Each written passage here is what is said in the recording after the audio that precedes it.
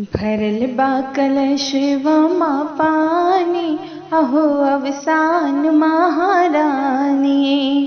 भरल बा कलशवा पानी, अहो अवसान महारानी।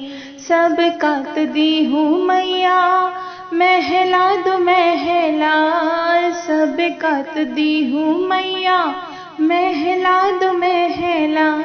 हम हूँ कद्या तो जानी, अहो अवसान महारानी। हम हूँ कद्या तो जानी, अहो अवसान महारानी। भरल बा कलशवा पानी, अहो अवसान महारानी।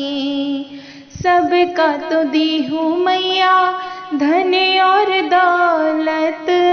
सब का तो दी हूँ मैया, धन और दौलत। हम हूँ कद्या तो जानी, अहो अवसान महारानी। हम हूँ कद्या तो जानी, अहो अवसान महारानी। भरल बा कलशवा पानी, अहो अवसान महारानी। सब कात दी हूँ मैया, गोदी की ललना। सब कात दी हूँ मैया, गोदी की ललना। हम हूँ कद्या तो जानी, अहो अवसान महारानी।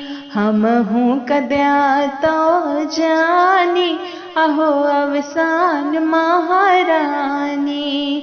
भरल बा कलशवा पानी, अहो अवसान महारानी।